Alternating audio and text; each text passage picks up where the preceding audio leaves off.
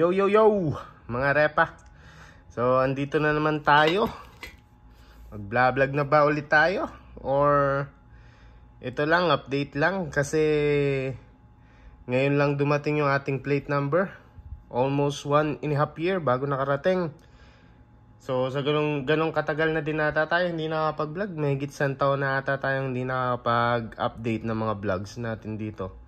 Sobrang busy kasi sa trabaho, kaya mas pinili ko mag-focus muna sa work kaysa mag-vlog. Pero syempre, hindi natin maiiwasan. May mga bagong dumadating na kagaya nito. So ngayon lang ulit dumating. Ngayon lang dumating ang ating plate number. Fully paid yung ating motor, pero 1.5 year bago dumating yung ating plate number. At dahil nga sa sobrang tagal niya bago dumating, binilhan ko siya ng matibay na lalagyan. So, plate number holder. So, ito yung napakatibay niya. So, 459 siya sa Lazada. Yan. Powder coated siya. Merong stainless nito, pero mas pinili ko yung black or powder coated. Yan. May kasama na rin siyang acrylic na ilalagay mo sa unahan. Lalagay mo dito sa loob yung dito. Lagay mo dito yung plate number. Yan. Try natin. Taklubang ko lang. Lagay mo lang siya dyan. Then sa ibabaw niya, yung acrylic. Susuot mo lang din. Ganon. Yan. Sakto-sakto siya. So ang acrylic niya, ganito kakapal oh. Wait lang. Sobrang kapal niyan. Siguradong luma na ang motor mo. Ang plaka, bagong-bago pa. May kasama rin siyang mga screw. Pero since may screw naman tayo, so yon. Ito pa. Kapal din ito oh. Yan. Oh. Talaga solid na bakal. Siguradong matibay. Madali kasing mapingkot o mabali yung mga plate number na ganito pag nasasabit ang paa. Sigurado pag nasabit paa mo dito, yung paa mo mapipingkot. So madali namang alisin tong yung cover ng ng acrylic. Wait lang.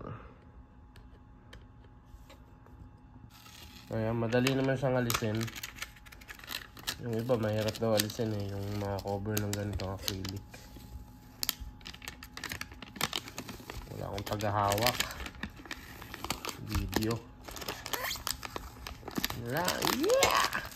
Sigurado bagay na bagay ito sa ating white click.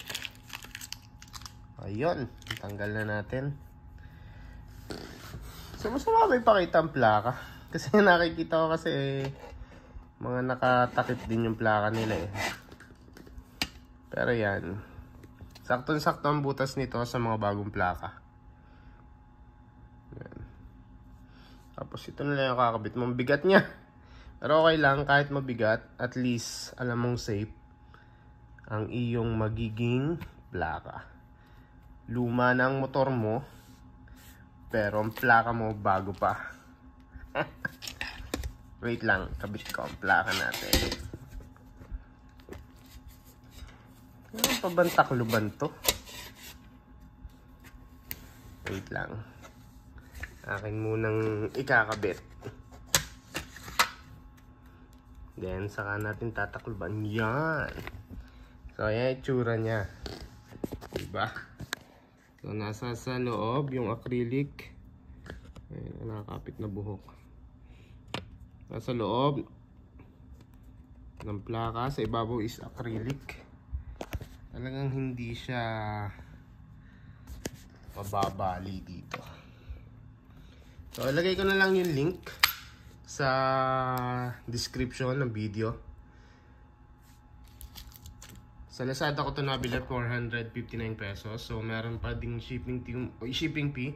Umabot siya ng 500 plus. Pero all in, sulit na sulit. Hindi kayo magsisisi, promise. Napakaganda.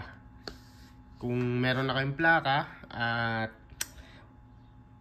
gusto nyo mas matibay, magtagal yung plaka ninyo, so ito ang ikabit ninyo, lagyan nyo nito, mga repa. Yo, thank you very much again.